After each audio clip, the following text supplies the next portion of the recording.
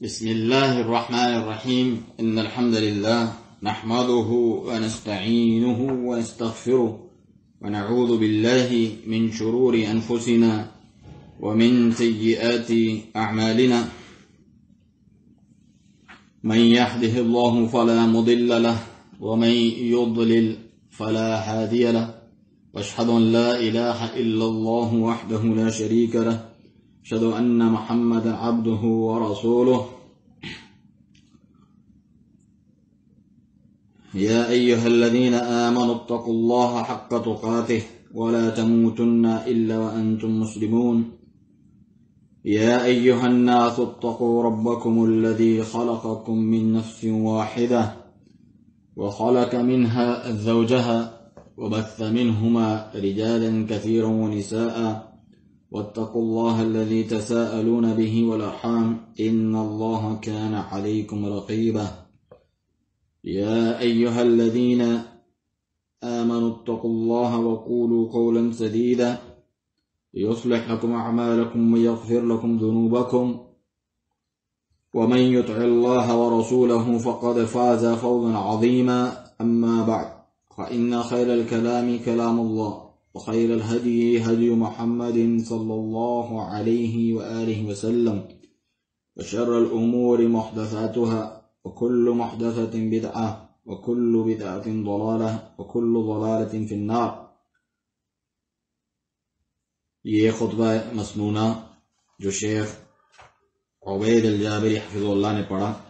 اور آج کے اس درس کا عنوان ہے آپ کا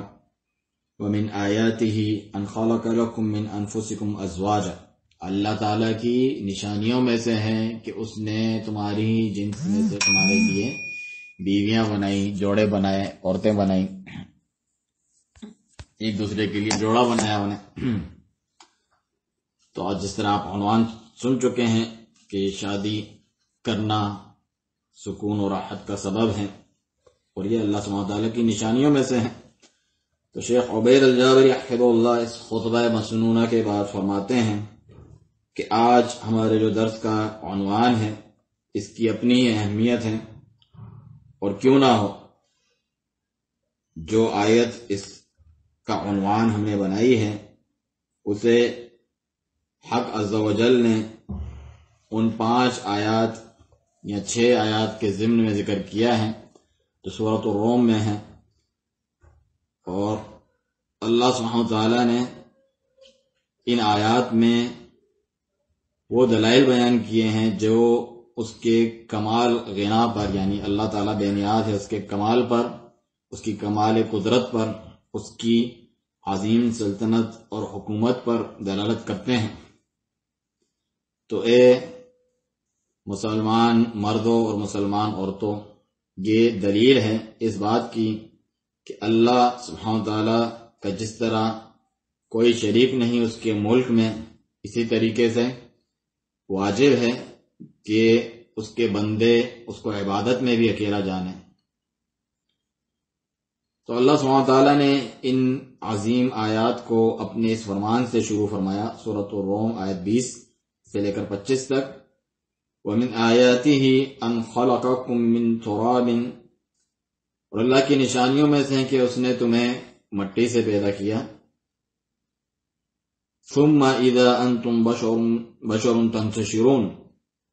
پھر دیکھتے ہی دیکھتے تم انسان بن کر زمین پر پھیلتے جا رہے ہو۔ ثُمَّ إِذَا أَنْتُمْ بَشَرٌ تَنْتَشِرُونَ، اور اللہ جل وعلا نے اپنے اس فرمان پر ان آیات کو ختم کیا، آیت نمبر 25، وَمِنْ آيَاتِهِ، اور اس کی نشانیوں میں سے ہیں، أَن تَقُومَ السَّمَاءُ وَالْأَرْضُ بِأَمْرِهِ، کہ آسمان و زمین اس کے حکم سے قائم ہیں۔ ثُمَّ إِذَا دَعَاكُمْ دَعْوَةً مِنَ الْأَرْضِ، پھر جب وہ تمہیں ایک ہی بار پکارے گا زمین سے، إِذَا أَنْتُمْ تَخْرُجُونَ، تو تم جھٹ نکل پڑو گے۔ تو یہ جو مسئلہ ہے، میری مراد حجت کا قائم کرنے کا جو مسئلہ ہے مخلوق کے اوپر، اس چیز کے ذریعے جس کا وہ اقرار کرتے ہیں، اس چیز پر جس کے وہ منکر ہیں، یعنی وہ اقرار کرتے ہیں اللہ تعالیٰ کے افعال کا، اللہ تعالیٰ کے کاموں کا، یعنی اس کی ربوبیت پر، اس کو دلیل بنایا کہ وہ اقرار کریں کہ اللہ سبحانہ تعالیٰ اکیلا سچا معبود حقیقی ہے۔ چنانچہ یہ جو آیات ہیں اور جو اس معنی کی دیگر بھی آیات ہیں، ان کا خلاصہ یہ ہے کہ یہ دو چیزوں پر دلالت کرتی ہیں۔ پہلی بات، مشرکین توحید ربوبیت کا اقرار کرتے ہیں، اور وہ اللہ سبحانہ تعالیٰ کی توحید ہے اس کے کاموں میں، اس کے افعال میں، جس میں سے پیدا کرنا، رزق دینا، ملک اور تدبیر کرنا سارے جہان کی۔ اس سے ہمیں معلوم ہوا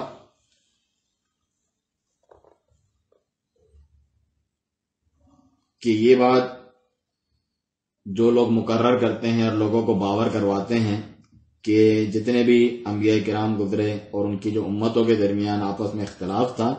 وہ توحید ربوبیت کے تعلق سے تھا، اس قسم کی بات کرنے والے دو میں سے ایک شخص ہو سکتا ہے، یا تو وہ جاہل ہے اللہ کی کتاب اور اس کے رسول صلی اللہ علیہ وسلم کی سنت سے، اسی طرح جو محمد رسول اللہ صلی اللہ علیہ وسلم کی دعوت ہے اس سے بھی وہ شخص جاہل ہے، اور ان سے پہلے بھی جتنے ان کے بھائی انبیاء مرسلین علیہ السلام گزرے ان کی دعوت سے بھی وہ شخص لا علم ہے، جاہل ہے۔ ایک تو وہ شخص ہو سکتا ہے، دوسرا وہ جو بدعتی ہے، گمراہ ہے، اور چاہتا ہے کہ لوگوں کو بھی اس چیز سے ہٹا دے، انحراف میں ڈال دے، صحیح راہ سے ہٹا دے، جس راہ سے اللہ سبحانہ تعالیٰ ان کا مولا اللہ سبحانہ تعالیٰ راضی ہوتا ہے، یعنی توحید و سنت کی راہ، اور چاہتا ہے کہ وہاں سے ہٹا کر انہیں اپنی بدعات، ضلالت و گمراہی اور خواہش پرستی و ہوا پرستی میں ڈال دے۔ تو پہلا ہو یا دوسرا، یہ دونوں اس اہل اسلام و اہل سنت کے خلاف جنگ کرتے ہیں، اگرچہ جو پہلا شخص ہے یعنی جو جاہل والا ہے وہ اس سے تھوڑا کمتر ہے، ہلکا ہے، اور اس کے بارے میں امید کی جاتی ہے اگر اس کے سامنے حق واضح ہو جائے تو اسے ضرور قبول کر لے گا، لیکن جو دوسرا ہے یعنی جو دوسرے نمبر پہ ذکر کیا بدعتی، تو اس کے بارے میں ہمارے پاس کوئی چارہ نہیں، نہ ہی ہمارے پاس کوئی قدرت ہے کہ اسے سدھار سکیں۔ ان میں سے اگر کوئی ہدایت پا جاتا ہے حق واضح ہو جانے کے بعد سبیل المومنین سلف صالحین کی راہ پہ چلنے کے لیے، تو بہت ہی کم ہوتے ہیں، شاذ و نادر ہی ایسے لوگ ہوتے ہیں، عموماً ایسا نہیں ہوتا، کیونکہ ان پر بدبختی غالب آ چکی ہوتی ہے، ان کے دل شبہات میں اٹے ہوتے ہیں، باقاعدہ بھر چکے ہوتے ہیں، وہ اس بات سے راضی خوشی بیٹھے ہوتے ہیں کہ سبیل المومنین کو چھوڑ کے دوسری راہ پہ چلتے رہیں۔ دوسری بات یہ ہے کہ اللہ تعالیٰ کے دین میں اخلاص اپنانے کا وجوب، یہ واجب ہے، اور اس کی اساس اور بنیاد کیا ہے؟ وہ یہ ہے کہ اللہ تعالیٰ کو اس کی عبادت میں اکیلا جاننا۔ تو یہ وہ توحید ہے جو کہ انبیاء و مرسلین اور ان کی امت کے درمیان جھگڑے کی وجہ تھی، اختلاف کی، اور اسی کی وجہ سے تمام نبوتوں کو جاری کیا گیا، اسی کے لیے کتابیں نازل کی گئیں، اسی کے لیے اللہ تعالیٰ نے جہاد کا بازار گرم کیا، سجایا، اور اسی کی وجہ سے لوگ دو اقسام میں تقسیم ہوتے ہیں، ایک جنت میں جانے والے اور ایک جہنم میں۔ جب یہ بات مقرر ہو گئی تو پھر ہم اس آیت کی طرف منتقل ہوتے ہیں جو کہ ہمارے اس درس کا اصل قاعدہ ہے، جس کے اوپر بات کرنی ہے۔ وہ سورۃ الروم کی آیت نمبر 21 ہے۔ فرمایا وَمِنْ آیَاتِهِ، اور اللہ کی آیات میں سے، نشانیوں میں سے ہیں، أَنْ خَلَقَ لَكُم مِّنْ أَنفُسِكُمْ أَزْوَاجًا، کہ تمہارے لیے تمہارے ہی جنس میں سے، تمہاری ہی نسل میں سے جوڑے بنائے، مرد کے لیے عورت، عورت کے لیے مرد، لِتَسْكُنُوا إِلَيْهَا، تاکہ تم اس سے سکون حاصل کرو، وَجَعَلَ بَيْنَكُمْ مَوَدَّةً وَرَحْمَةً، اور تمہارے درمیان آپس میں مودت اور رحمت رکھ دی، یعنی محبت اور ہمدردی کے جذبات۔ إِنَّ فِي ذَلِكَ لَآيَاتٍ لِقَوْمٍ يَتَفَكَّرُونَ، بلا شبہ اس میں نشانی ہے اس قوم کے لیے، ان لوگوں کے لیے جو سوچ بچار کرتے ہیں۔ یہ جو آیت ہے اس کا خلاصہ ہے جو کچھ اللہ عز و جل کے عظیم احسانات ہیں اور وہ جس طرح اپنی نعمتیں نچھاور کرتا ہے اور اس کا فضل و کرم اور رحمت کتنی وسیع ہے، ان میں سے ایک یہ ہے کہ اللہ تعالیٰ نے بنی بشر کے لیے، انسانوں کے لیے انہی میں سے ان کے جوڑے بنائے جو ان کی طبیعتوں میں موافق ہیں، کیونکہ اگر شوہر اور بیوی مختلف جنس میں سے ہوتے تو ان کے درمیان یہ محبت اور الفت اور موافقت اور میل ملاپ، ایک دوسرے کے ساتھ تعاون، جو کہ نکاح کی حکمت اور مصلحتوں میں سے ہیں اور جو اس کی اصل مراد ہے، وہ حاصل نہ ہو پاتا۔ اس کی وضاحت رسول اللہ صلی اللہ علیہ وسلم کا یہ فرمان بھی کرتا ہے جو کہ صحیح بخاری میں موجود ہے کہ الارواح جنود مجندہ، جو روحیں ہیں وہ جتھے ہیں، جیسے فوج کے مختلف جو ہے جتھے ہوتے ہیں، مختلف لشکر ہوتے ہیں، اس طریقے سے تھی روحیں۔ فما تعارف منها اختلف وما تناکر منها اختلف، جو اس وقت بھی آپس میں مانوس تھیں، جڑی ہوئی تھیں، تو یہاں دنیا میں بھی ان کا یہ حال رہتا ہے، جو اس وقت بھی ایک دوسرے سے نامانوس تھیں تو وہ ایک دوسرے سے دور رہتی ہیں۔ یہ ہوئی پہلی بات۔ اور دوسری بات جو اس آیت کا اصل مضمون ہے، اس آیت کریمہ کا، کہ بلا شبہ جو نکاح ہے، اور یہاں نکاح سے مراد جو صحیح نکاح ہوتا ہے وہ ہے جس میں اس کے ارکان اور شرائط پوری ہوتی ہیں اس شریعت کے مطابق جو نبی صلی اللہ علیہ وسلم بتا کر گئے ہیں، اور وہ مبنی ہے مختلف مصلحتوں پر اور حکمتوں پر اور فوائد اور منافع پہ، جو دونوں میاں بیوی، شوہر اور بیوی کو حاصل ہوتی ہیں۔ کیونکہ اس سے مراد یہ نہیں ہے، اور اس کی مقصد اور غرض و غایت صرف یہ نہیں ہے کہ انسان فائدہ اٹھائے، مزے کرے، اپنی جو اس کی خواہش ہے اس کو پورا کریں۔ ہر کوئی شوہر بیوی سے، بیوی شوہر سے اپنی اس خواہش کو، لذت کو پورا کرے، بلکہ جو اصل معاملہ ہے وہ اس سے بھی اوپر اور بڑھ کر ہے، جو کہ دینی اور دنیاوی منفعت پر مبنی ہے۔ کیا اے مسلمان مردوں اور عورتوں، تم نے نہیں سنا اپنے مولا عز و جل کا یہ فرمان کہ فرمایا لِتَسْكُنُوا إِلَيْهَا، تاکہ اس کی جانب جا کر سکون حاصل کرو، وَجَعَلَ بَيْنَكُمْ مَوَدَّةً وَرَحْمَةً، اور تم دونوں کے درمیان مودت اور رحمت ڈال دی۔ تو جو سکون کا معاملہ اس میں ذکر کیا گیا ہے، تو جو جوڑا ہیں یعنی جو شوہر اور بیوی ہیں، ہر ایک کو ایک دوسرے سے وہ سکون حاصل ہوتا ہے، اپنے نفس کا استقرار اور اطمینان قلب، دل کا اطمینان حاصل ہوتا ہے، سینے کی کشادگی، انشراح صدر حاصل ہوتا ہے، جس کی وجہ سے ان دونوں کے درمیان محبت اور الفت اور نیکی کے جذبے اور تعاون کی فضا قائم ہوتی ہے۔ ان میں سے ہر ایک اپنے ساتھی کے ساتھ خیر اور بھلائی کرتا ہے، اس سے انسیت اور الفت رکھتا ہے، اس سے قربت رکھتا ہے۔ یہ تمام چیزیں اور اس کے علاوہ بھی جو نصوص میں آئی ہیں، اس بات کی تاکید کرتے ہیں جو ہم نے پہلے ذکر کی، کہ شادی سے مراد صرف یہی نہیں ہے کہ انسان اپنی شہوت پوری کرے اور شہوت جو اس پہ سوار ہے اس کو اتار دے، ایسا نہیں ہے۔ چنانچہ یہاں سے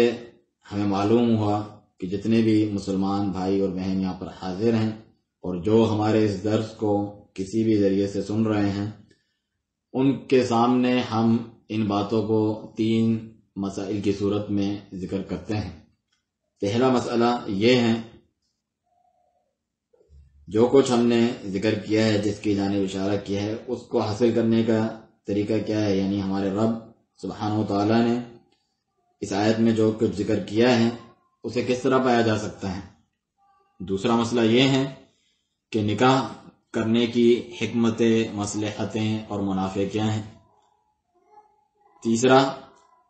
کچھ وصیتیں ہیں، نصیحتیں ہیں، جس کے ذریعے سے ہم اپنے اس درس کو ختم کریں گے انشاءاللہ تعالی۔ تو پہلے مسئلے پر آتے ہیں۔ یہ بات تمام مسلمان بہنوں اور بھائیوں آپ جانتے ہیں کہ گزری پہلے، اور امید ہے کہ آپ کے ذہنوں سے یہ بات ابھی غائب نہیں ہوئی ہوگی کہ میں نے اشارہ کیا نکاح کی حکمتوں اور مصلحتوں اور منافعوں کی طرف، لیکن ابھی جس بارے میں بات کرنی ہے وہ کون سا راستہ اور طریقہ ہے جس کے ذریعے سے مسلمان ان چیزوں کو پا بھی سکتے ہیں۔ تو میں مسلمانوں سے کہتا ہوں، میں مسلمان بار بار اس لیے ذکر کر رہا ہوں کیونکہ ہمیں ضرورت نہیں اس وقت غیر مسلموں کو مخاطب کرنے کے لیے، کیونکہ وہ ہم میں سے نہیں، نہ ہم ان میں سے ہیں، ہمارا کوئی لینا دینا نہیں۔ تو میں یہ کہہ رہا تھا کہ آپ سب جانتے ہیں ہر وہ عمارت، ہر وہ بلڈنگ جس کو اس لیے بنایا جاتا ہے کہ وہ قائم دائم رہے اور کامیاب رہے، جس مقصد کے لیے اسے بنایا جا رہا ہے اس چیز میں، تو لازم ہے کہ اس کی جو جڑیں ہیں، اس کی جو بنیاد ہے، اس کی گارنٹی ہو، اس کی ضمانت ہو، اس کو اس طریقے سے بنایا گیا ہو جو ضمانت بنتی ہے کہ یہ قائم دائم رہے گی اور جو کچھ اس سے مقصود و مراد ہے وہ حاصل ہوتا رہے گا، اور جو جتنے بھی اغراض اور مصلحتیں ہم پانے کے لیے اسے قائم کرتے ہیں وہ چلتی رہیں گی۔ چنانچہ مسلمان مردوں اور عورتوں، یہ بعض وہ باتیں ہیں جو ہم نے اپنے رب کی کتاب اور اپنے نبی صلی اللہ علیہ وسلم کی سنت میں غور و فکر اور تدبر کر کے سیکھی اور حاصل کی ہیں۔ اس بارے میں پہلا طریقہ کیا ہے اسے حاصل کرنے کا؟ حسن الاختیار۔ جب شادی کرے انسان تو دیکھ بھال کر اچھا انتخاب کرے، اچھا اور بہترین انتخاب کرے۔ اور اچھا انتخاب کیسے ہوتا ہے؟ اور میرا یہ گمان ہے کہ آپ سب جانتے ہیں کہ اس سے میری مراد شوہر اور بیوی ہیں، وہ مخاطب ہیں۔ جہاں تک شوہر جو بننے والا ہے یعنی جو مرد ہے اس کا تعلق ہے تو وہ خود کفیل ہے اپنے نفس کا، اس کو ولی کی ضرورت نہیں ہے، وہ اس چیز کا انتخاب کریں۔ جبکہ جو عورت ہے اس کی نیابت اس کا ولی کرتا ہے اور وہی اس کے بارے میں جواب دہ اور مسئول ہے دنیا اور آخرت میں۔ چنانچہ اچھے رشتے کا انتخاب کرنا، اس کی بنیاد یہ ہے کہ استقامت ہو دین کے اوپر اور اپنے معاملات میں بھی استقامت اور ٹھہراؤ ہو، اس شخص میں مضبوطی ہو۔ چنانچہ رسول اللہ صلی اللہ علیہ وآلہ وسلم نے فرمایا، سنن ابن ماجہ کی صحیح روایت ہے، اذا اتاکم من ترضون دینہ وخلقہ فزوجوہ، جب تمہارے پاس کوئی ایسا رشتہ آئے جس کے دین اور اخلاق سے تم راضی ہو تو شادی کرا دو اس سے۔ الا تفعلوا، ایسا نہیں، اگر ایسا نہیں کرو گے، تکن فتنۃ فی الارض وفساد عریض، تو زمین میں بہت فتنہ ہوگا اور بہت وسیع و عریض فساد برپا ہو جائے گا، اور ایک روایت میں ہے کبیر، بہت بڑا فساد برپا ہوگا۔ اور یہ حدیث حسن ہے اپنے مجموعی طرق کے اعتبار سے۔ تو جو کوئی اس پر غور و فکر کرتا ہے اس حدیث پر، اس کے سامنے یہ بات ظاہر ہو جاتی ہے کہ اس پر واجب ہے، یعنی جو رشتہ آ رہا ہے، خاطب جو ہے، جو رشتہ بھیجنے والا، اس میں دو چیزیں ہونا ضروری ہیں۔ ایک یہ کہ اس کی دین ایسا ہو جس سے انسان راضی ہو، دینداری میں صحیح ہو۔ دوسرا یہ وہ اخلاق، جو اس کا اخلاق مزاج ہے اس سے بھی وہ راضی ہو۔ اس میں حکمت یہ ہے کہ جب وہ اس کے دین سے راضی ہوگا تو دینداری کا مطلب ہے اس کا اور اس کے رب کا جو معاملہ ہے آپس میں صحیح رہے گا، اور جب اس کے اخلاق سے راضی ہوگا تو اس کا اور جو دیگر مخلوق سے اللہ کے علاوہ جو وہ معاملہ کرتا ہے وہ صحیح رہے گا، اچھا رہے گا۔ اور تمام لوگوں میں سب سے زیادہ قریبی کون ہے جس سے انسان کا معاملہ ہوتا ہے؟ والدین کے بعد اس کی بیوی ہے، اس کا شوہر ہے، اس کی بیوی ہے۔ تو یہ بات وضاحت ہو گئی یہاں پر۔ امام حسن رضی اللہ عنہ صحابی رسول، ان کے تعلق سے یہ بات اس کی وضاحت میں مزید میں پیش کر دوں۔ شیخ فرماتے ہیں کہ ان سے ایک شخص نے پوچھا، ازوج ابنتی بمن، میں اپنی بیٹی کا نکاح کس سے کروں؟ قال بمن یتق اللہ، اس سے کرو جو اللہ تعالیٰ سے ڈرتا ہے، متقی شخص سے۔ فإنہ ان احبها کرمها، کیونکہ بلا شبہ اگر اس سے محبت کرے گا تو اس کا بہت اکرام کرے گا۔ وإن سخطها، اگر اس سے ناراض بھی ہو جائے گا، لم یظلمها، اس پر ظلم تو نہیں کرے گا۔ اسے ابن ابی دنیا نے روایت کیا ہے۔ تو میں یہ کہتا ہوں، شیخ فرماتے ہیں کہ آپ رضی اللہ عنہ نے سچ فرمایا، کیونکہ جتنے بھی واقعات اور معاملات حادثات ہوتے ہیں، جو ازدواجی معاملات ہوتے ہیں اور واقعات ہم سنتے رہتے ہیں، ان پہ غور و فکر کر کے یہی بات سامنے آتی ہے جس سے گھر خراب ہوتے ہیں، ٹوٹتے ہیں۔ تو یہی کچھ واضح ہوتی ہیں کہ انہوں نے صحیح رشتے کا انتخاب نہیں کیا تھا۔ یہاں تو مرد ایسا تھا جو دینداری کے حساب سے صحیح نہیں تھا، اس سے راضی نہیں ہوا جا سکتا ایسی دین کے اعتبار سے، یعنی اپنے اور رب کے درمیان جو تعلق ہے اس میں گڑبڑ کا شکار تھا، اس میں کوتاہی کا۔ تو آپ یہ سوچیں کہ جو اللہ اپنے رب جس نے اسے پیدا کیا اس کے حقوق میں اس طریقے سے کرتا ہو، تو وہ کب بعد آئے گا کہ جو اس سے کم تر، یعنی اپنے اور جو دیگر اللہ کے بندے ہیں ان کے درمیان برائی نہ کریں، ان کے حق تلفی نہ کریں، بلکہ سب سے زیادہ حق تلفی تو جو قریب ترین لوگ ہو گئے ان کے ساتھ زیادہ کرے گا۔ تو یہ تھا اس کی دینداری کا معاملہ۔ اور اگر وہ اخلاقیات کے اعتبار سے ایسا ہو کہ جس سے راضی نہیں ہوا جا سکتا، تو پھر وہ معاملات میں گڑبڑ کرے گا اور خرابی کرے گا۔ تو یہ مرد کی جانب سے ہیں، یعنی مرد کے انتخاب اس طریقے سے۔ اور جو عورت کی جانب ہے اس کا بیان بھی ہے مسلمانوں، انہوں نے فرمایا جنہیں اللہ عز و جل نے منبع بنایا ہے، یعنی جن کی جانب رجوع کیا جاتا ہے ہر چیز کی وضاحت اور بیان کے لیے، اور وہ ہمارے نبی صلی اللہ علیہ وسلم ہیں۔ تو آپ نے فرمایا تنکح المرأۃ لأربع، عورت سے 4 چیزوں کی وجہ سے نکاح کیا جاتا ہے، لمالہا، اس کے مال کی وجہ سے، ولحسبہا، اس کے خاندان حسب نسب کی وجہ سے، ولجمالہا، اور اس کے حسن و خوبصورتی کی وجہ سے، ولدینہا، اور اس کی دینداری کی وجہ سے، فاظفر بذات الدین طربت یداک، دین والی کو منتخب کر کے کامیاب ہو جا، تیرے ہاتھ خاک آلود ہوں۔ یہ صحیح بخاری اور مسلم کی روایت ہے۔ تو آپ دیکھیں اس جامع وصیت کو اس ہستی اور شخصیت کی طرف سے جنہیں اللہ تعالیٰ نے جوامع الکلم عطا کیے، یعنی مختصر بات میں بہت عظیم معانی پنہاں ہوتے ہیں۔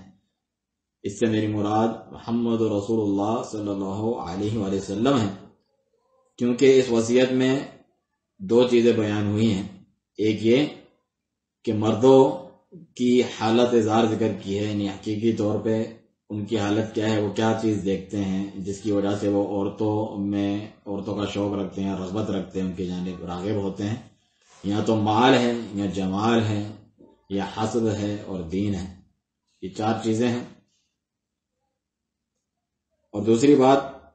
آخری جملے میں اس پر ابھارا گیا ہے، اس کی ترغیب دی گئی ہے، اور یہ اس لیے اللہ عالم کیونکہ بہت کم ہیں جو اس چیز پر دھیان دیتے ہیں اور اس کا اہتمام کرتے ہیں، یعنی باقی چیزوں کا تو کرتے ہیں جو شروع میں ذکر کیا، دینداری کو بہت کم دیکھتے ہیں۔ چنانچہ فرمایا فاظفر بذات الدین طربت یداک۔ اور اگر آپ اس کے ساتھ یہ بات بھی شامل کر لیں کہ وہ شخص بھی اس کے جیسا ہو جس کے دین سے راضی ہوا جاتا ہے، اس کے اخلاق سے، اور عورت بھی ایسی ہو دیندار جو منتخب کی گئی ہے، تو پھر جو ازدواجی زندگی ہے وہ خوش بختی اور سعادت مندی کا منظر پیش کرتی ہے، اور اس کے جو اغراض، مقاصد اور منافع ہیں وہ حاصل ہوتے ہیں جو شریعت نے ذکر کیے ہیں، بتائے ہیں۔ کیونکہ جو دین والے ہیں وہ اپنے شوہر کی مدد کرے گی اگر وہ کسی چیز میں عاجز ہو جائے، نہ کر پائے، اگر وہ کچھ بھول جائے تو اس کو یاد دہانی کرائے گی، اس کو تنبیہ کرے گی، اس کو ہوش دلائے گی جب وہ غافل ہوں، بلکہ اس سے کبھی گمان ہے کہ وہ اس کے ساتھ ساتھ شانہ بشانہ کھڑی ہوگی ہر اس چیز میں جو خوشی اور مزے کے لمحات ہیں، سرور کے، اس کی خوشی میں خوش ہوگی، اور اس کی جو تکلیف اور آلام اور پریشانیاں ہیں اس میں اس کے ساتھ دے گی، اس کے ساتھ پریشان ہوگی، اس کے دکھ سکھ میں وہ ساتھی ہوگی، تو پھر وہ اس کے ساتھ ہمیشہ رہے گی، چاہے خوشحالی ہو یا بدحالی ہو، آسانی، فراخی ہو یا تنگی ہو، اس کی مثال کے لیے ایک ہی کافی ہیں، سیدہ، جو کہ سب سے پہلی شخصیت ہیں جو محمد رسول اللہ صلی اللہ علیہ وسلم پر ایمان لے کر آئیں۔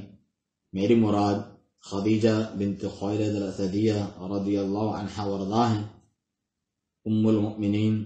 آپ وہ سب سے پہلی شخصیت ہیں جو اسلام لے کر آئیں اور ایمان میں سبقت کی۔ آپ کے کس طریقے کے اسٹانس تھے، مواقف تھے اور تائیدیں کی آپ نے رسول اللہ صلی اللہ علیہ وسلم کے ساتھ کھڑے ہو کر۔ تو ہر وہ عورت جو اللہ تعالیٰ اور یوم آخرت پر ایمان لاتی ہے اور اچھی ازدواجی معاملات رکھتی ہے اور معاملات، اس کے لیے ام المؤمنین میں،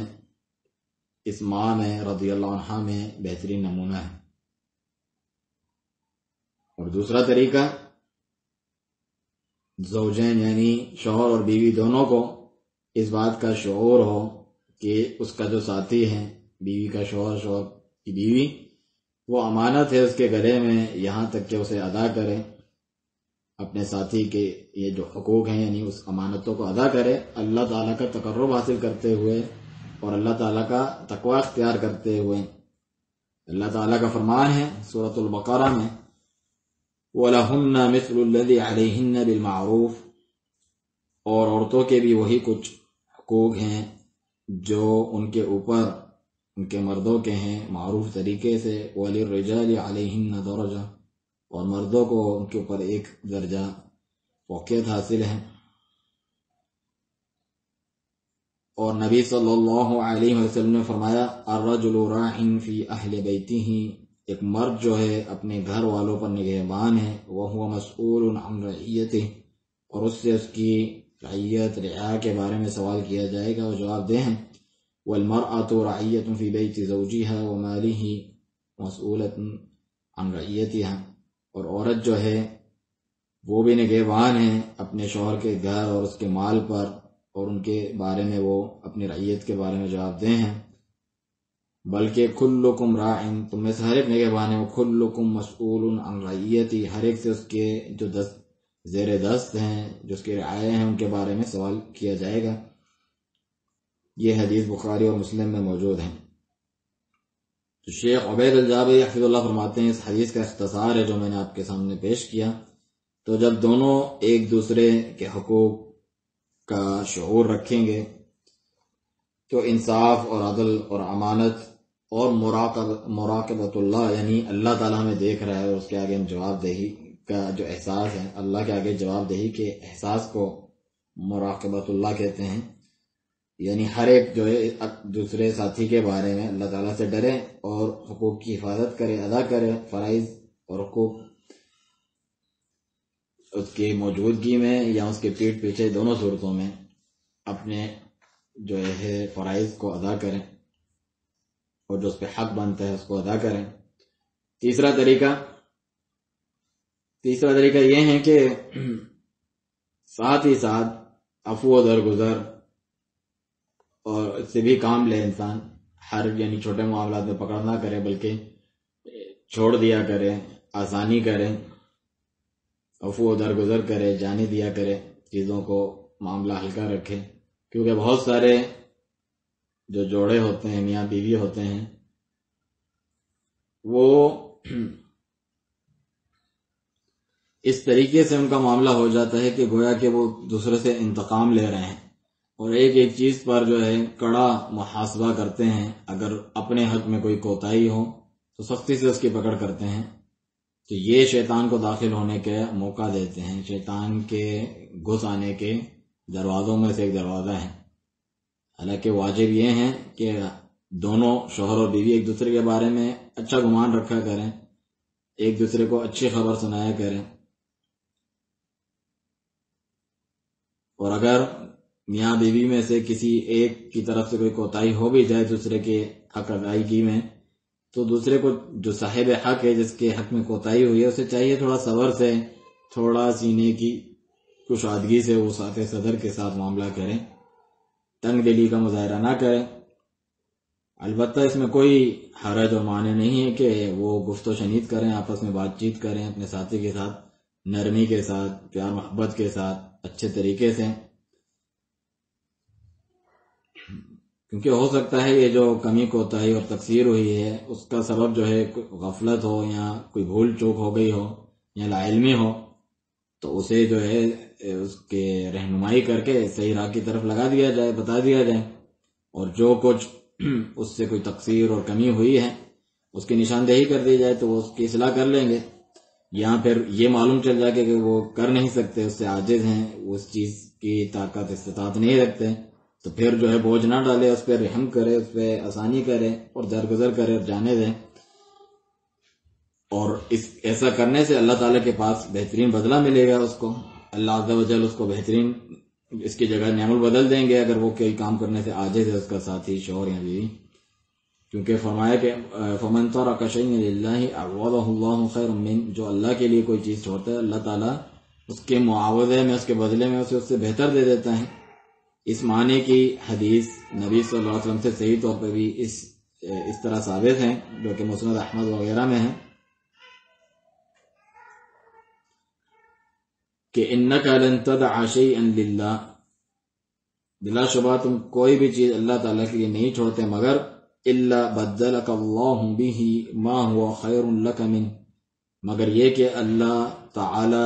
تمہیں بدل دیتا ہے ایسی چیز کے ساتھ جو اس سے بہتر ہو۔ اس طریقے سے انشاءاللہ دونوں کی طرف سے، شوہر اور بیوی کی طرف سے انشاءاللہ اس آیت کریمہ کی تطبیق ہوگی اور کرنی چاہیے۔ سورۃ الاسراء میں فرمایا وَقُلْ لِعِبَادِي، اور میرے بندوں سے کہہ دیں، یقول التی احسن، ہمیشہ وہ بات کریں جو سب سے اچھی ہو، ان الشیطان ینزغ بینہم، بے شک شیطان ان کے درمیان جھگڑا ڈالتا ہے، ان الشیطان کان للانسان عدوا مبینا، بے شک شیطان تو ہمیشہ سے انسان کا کھلا دشمن ہے۔ چوتھا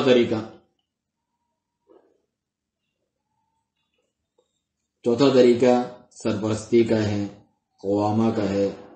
سربراہی کا ہے۔ عورت پر واجب ہے کہ وہ اپنے مرد کو، شوہر کو، اور یہ اللہ تعالیٰ کا حکم ہے کہ اسے گھر کا بڑا اور سربراہ سمجھے، ہر چیز میں اپنے بارے میں، اپنی اولاد کے بارے میں، اپنی بیٹیوں کے بارے میں، بیٹوں کے بارے میں، اور سب سے پہلی مسئولیت اور جواب دہی اسی کے ذمہ ہے، مرد کے، شوہر کے، تو اس پر واجب ہے کہ وہ یہ شعور رکھے اس کی عظیم مسئولیت کا، بہت بڑی مسئولیت کا، اور اسے بھی چاہیے کہ اپنی جو سربراہی ہے اسے عدل و انصاف کے ذریعے چلائے اور اچھے طریقے سے اہتمام کرے، اپنے ماتحتوں کا اچھی تربیت کرے صحیح طور پہ اور اچھی رہنمائی کرے، جس کے ذریعے سے جو گھر ہے وہ ایک اچھی پرورش پائے گا دین اور دنیا کے اعتبار سے، دنیا اور آخرت کے اعتبار سے۔ تو واجب ہے کہ عورت کو، اپنی بیوی کو اپنی مددگار سمجھے، ایک عمومی اور عام اور سب کے اوپر جس کا حکم چلتا ہے گھر پہ، اور جو تربیت کرتا ہے، نیکی کا حکم کرتا ہے، برائی سے روکتا ہے، وہ تو مرد کے لیے ہیں، اور جو عورت اور اس کی بیوی ہے وہ اس کی مددگار اور معاون ہے اس میں۔ اور یہ عبارت میں آکے میں پیش کرتا ہوں جو مقصد کو بیان کرے کہ ایک جو مرد ہے اس کے یہ ذمہ داریاں ہیں کہ وہ کمائے گھر سے باہر، اور یہ سب چیزیں ان کو تیار کر کے دے، مہیا کرے حلال کے ذریعے، اور جو عورت ہے گھر کے اندر کی اس کی ذمہ داری ہے، چنانچہ عورت کے اوپر جو کچھ بھی واجب بنتا ہے جب وہ اس کو ادا کرتی ہے، یعنی اپنے مرد اور شوہر کے ساتھ جو تعاون اسے کرنا چاہیے وہ کرتی ہے، جس کے ذریعے سے گھر کی اصلاح ہو اور وہ ایسی چیز کے ساتھ قائم رہے، ان کا گھر جسے اللہ تعالیٰ پسند کرتا ہے دین اور دنیا میں، تو اس کو یہ خوشخبری ہے اسے، اس عورت کو، اس بیوی کو رسول اللہ صلی اللہ علیہ وسلم کی طرف سے، جیسا مسند احمد وغیرہ کی روایت ہے، صحیح روایت ہے، اذا صلت المرأة خمسها، جب کوئی عورت اپنی 5 وقتہ نماز پڑھتی ہے، اس کی پابندی کرتی ہیں، وصامت شہرہا، اور اپنے مہینے کی یعنی رمضان کے روزے رکھتی ہیں، واطاعت بعلہا، اور اپنے شوہر کی اطاعت و فرمانبرداری کرتی ہیں، وحفظت فرجہا، اور اپنے عزت آبرو شرمگاہ کی حفاظت کرتی ہیں، قیل لہا، اسے کہا جائے گا، ادخلی، داخل ہو جا، من ای ابواب الجنت شئت، جنت کے جس دروازے میں سے چاہے تو جنت میں داخل ہو جا۔ تو یہ جو امور ہیں وہی امور ہیں جن کا آیت میں ذکر ہے اور انہیں حاصل کیا جا سکتا ہے، جو اللہ تعالیٰ نے اپنے احسان بتایا، جتلایا ہے کہ شوہر اور بیوی میں اور تمہاری جنس میں سے جو جوڑے ہیں اس میں محبت اور مودت اور رحمت رکھی ہے، اسی طرح حاصل کیا جا سکتا ہے۔ وَجَعَلَ بَيْنَكُمْ مَوَدَّةً وَرَحْمَةً۔ دوسرا مسئلہ، یہ تو پہلا مسئلہ تھا، اس کے طریقے شیخ نے ذکر کیے۔ دوسرا مسئلہ کہ اللہ عز و جل نے جو کچھ نکاح میں حکمتیں اور منافع رکھے ہیں ان کا ذکر، چنانچہ رسول اللہ صلی اللہ علیہ وآلہ وسلم نے فرمایا، صحیح بخاری اور مسلم کی روایت، کہ یا معاشر الشباب، اے نوجوانوں، من استطاع منکم الباءۃ فلیتزوج، تم میں سے جو شادی کی طاقت رکھتا ہے اسے چاہیے شادی کریں، فإنہ اغض للبصر واحسن للفرج، کیونکہ یہ نظروں کو نیچے رکھنے کا سبب ہے، بہت ہی بہترین سبب ہے، اور شرمگاہ کی حفاظت کا بھی۔ ومن لم یستطع، جس کے پاس یہ استطاعت نہ ہو، فعلیہ بالصوم، اسے چاہیے کہ روزوں کو لازم پکڑے، روزے رکھتا رہے، فإنہ لہ وجاء، یہ اس کے لیے ایک بچاؤ بن جائے گا اس چیز سے، شہوت کو توڑنے کے لیے۔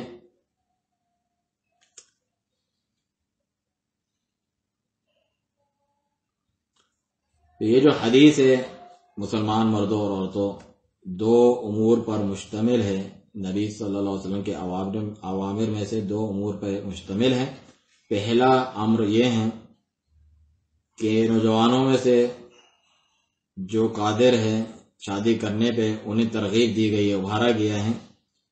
تو اس سے معلوم ہوا یہ جو نکاح کرنے والے ہیں ان پر واجب ہے کہ جب تک وہ اس پہ قادر ہیں اور انہیں ڈر ہے اپنے بارے میں فتنے میں پڑھنے، برائی میں پڑھنے کا، تو ان کے اوپر یہ واجب ہے۔ اور یہاں پر وہ علت اور وجہ بھی ذکر کی کہ اس سے ہوتا کیا ہے، فَإِنَّهُ أَغَضُّ لِلْبَصَرِ وَأَحْسَنُ لِلْفَرْجِ، شرمگاہ کی حفاظت اور نظروں کو نیچے رکھتا ہے۔ تو یہ تنبیہ ہے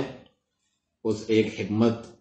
اور فائدے منافع کی طرف جو اللہ تعالیٰ نے نکاح میں وضعیت کیے رکھے ہیں۔ اس میں الاعفاف و احسان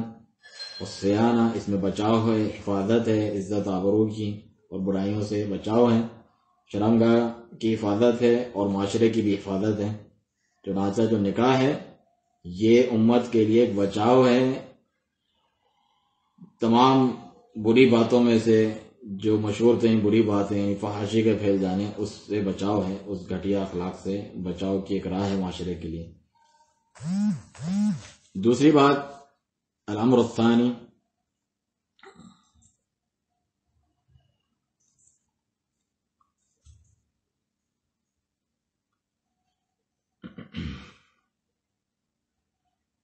جو عاجز ہیں شادی کرنے سے، وہ نہیں کر سکتے نوجوانوں میں سے، تو انہیں چاہیے کہ وہ روزے رکھیں، وہ ان کے لیے بچاؤ بن جائے گا۔ تو یہ پہلی حکمت ہم نے ذکر کی۔ دوسری حکمت یہ ہے کہ جو اسلامی معاشرہ ہے اس میں افزائش نسل ہوگی، ان کی کثرت ہوگی نسل کی، اور یہ نبی صلی اللہ علیہ وسلم کی وصیتوں میں سے ہیں۔ فرمایا تزوجوا الودود الولود، ایسی عورتوں سے نکاح کرو جو بہت محبت کرنے والیاں اور زیادہ بچے جننے والیاں ہوں۔ انی مکاثر بکم الانبیاء یوم القیامہ، بے شک میں دیگر انبیاء پر فخر کروں گا قیامت کے دن اپنی امت کی کثرت کے ساتھ۔ یہ مسند احمد کی روایت ہے، اور ایک روایت کے الفاظ ہیں مکاثر بکم الامم، دیگر امتوں پہ فخر کروں گا تمہاری کثرت کے سبب، جو کہ ابو داؤد وغیرہ کی روایت ہے۔ کہنے والا یہ کہہ سکتا ہے کہ ہم الودود تو سمجھتے ہیں کہ اس کے اچھے ذکر لوگوں سے سن کر کہ بہت اچھی ہے، پیار محبت عالی ہے، لیکن ولود زیادہ بچے جننے والی ہے، وہ ہم کیسے معلوم کریں شادی سے پہلے؟ شیخ فرماتے ہیں یہ معرفت اور یہ معلوم کرنا اس کے قریبی رشتہ دار عورتوں کو دیکھ کر معلوم کیا جا سکتا ہے کہ لوگوں کے ہاں یہ بات جانی پہچانی معروف ہو کہ اس گھر کی جو عورتیں ہیں مختلف وہ بہت زیادہ بچے پیدا کرتی ہیں، اور فلاں گھر کی جو عورتیں ہیں بہت کم اولاد پیدا کرتی ہیں. تو یہ آج کے دور میں بہت آسان اور سہل ہے معلوم کرنا. الحمدللہ اللہ کی حمد ہے اور اسی کا احسان ہے ہم پر. دوسرا مسئلہ، یہ کچھ مصلحتیں ذکر کی گئی ہیں، جو کچھ اس آیت میں ذکر ہوئی ہیں اس پہ کچھ اضافہ ان مصلحتوں کا آپ کے سامنے ذکر کیا گیا. تو پھر وصیتیں کون سی ہیں جو ہم نے ذکر کیا کہ وصیت کریں گے؟ پہلی وصیت یہ ہے، وہ وصیت اولیاء الامور اور عورتوں کے لیے ہیں، یعنی عورتوں کے جو ولی ہوتے ہیں اور عورتوں کے لیے، کہ وہ مہر میں تخفیف کریں، آسان مہر رکھا کریں، مشکل اور بہت بڑا مہر ناقابل برداشت نہ رکھا کریں، کیونکہ اسی کی وجہ سے گھروں میں بین بیاہی عورتیں اور بیٹیاں بہنیں بیٹھی رہتی ہیں اور مایوسی کا شکار ہوتی ہیں، اور بہت سارے لوگ اس کے باوجود ان سے شادی کرنے سے عاجز ہوتے ہیں. نتیجہ یہ نکلتا ہے کہ کبھی ان میں سے بعض اس ملک سے باہر چلے جاتے ہیں اور جو گندی اور بری فیملی ہیں ان کے جال میں پھنس جاتے ہیں. اس کا سبب یہی ہے کہ یہاں پر اتنا بھاری مہر انہوں نے رکھا ہوتا ہے کہ اس کی طاقت نہیں رکھتے، اور معاملہ اس وقت اور بگڑ جاتا ہے اگر اس میں آپ دوسری تکالیف کو بھی داخل، یعنی دوسری چیزیں جس کا پابند بنایا جاتا ہے اور سر پہ تھوپا جاتا ہے اسے بھی شامل کر دیں، کہ جو ہے سامان اور جہیز اور ولیمہ اور برابری کا معاملہ انہوں نے یہ دیا تو ہم وہ دیں. اگر یہ کوئی اچھائی اور کوئی اکرام عزت والی بات ہوتی تو اس کی جانب ہم سے پہلے سبقت خود رسول اللہ صلی اللہ علیہ وسلم کرتے ہیں. نبی صلی اللہ علیہ وسلم اپنی عورتوں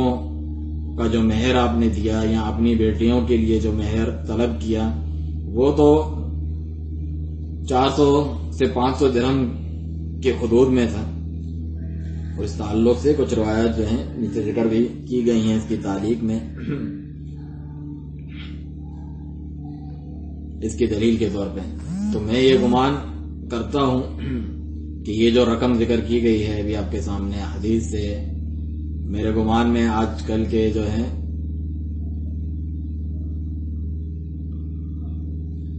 150 سعودی ریال وغیرہ اس تک بنتی ہیں،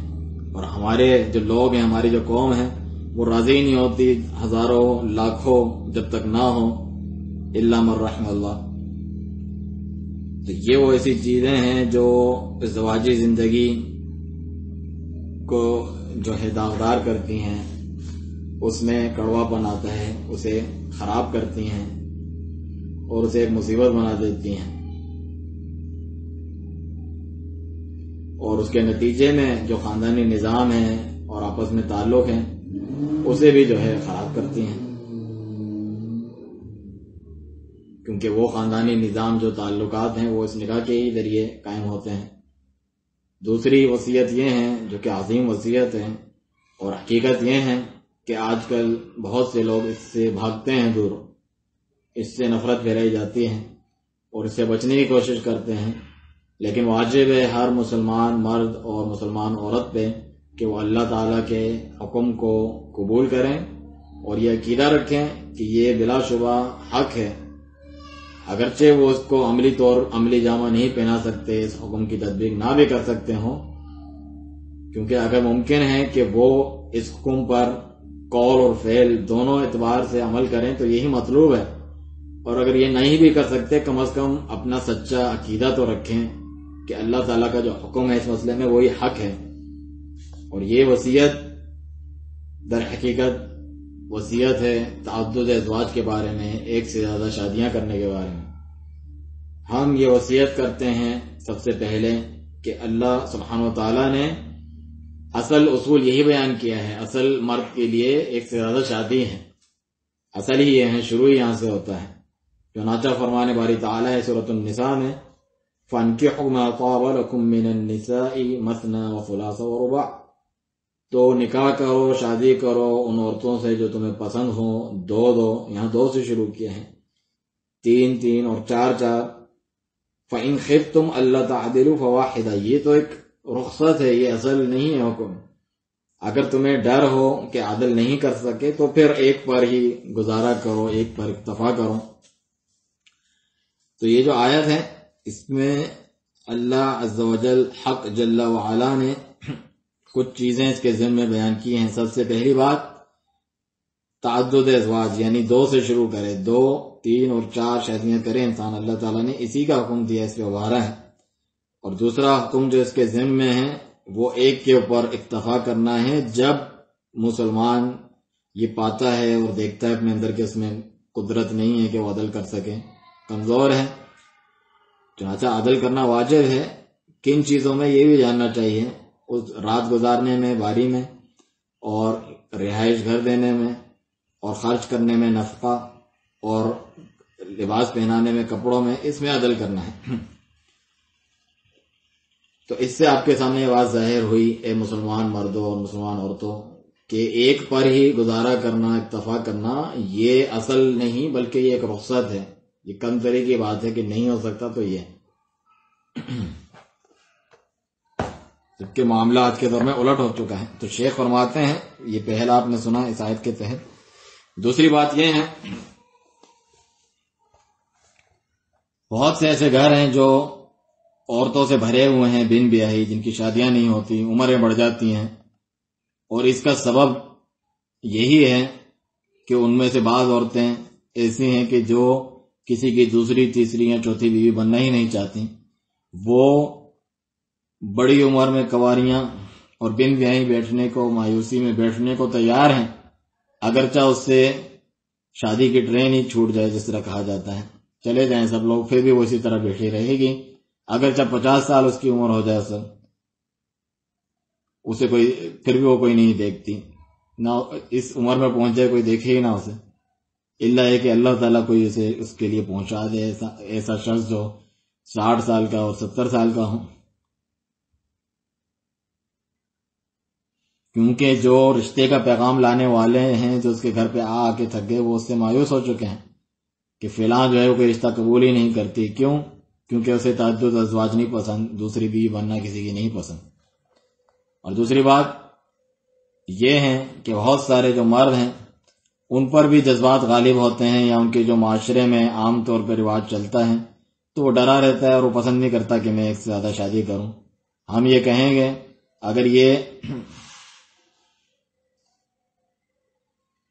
اگر آپ کی عورت واقعی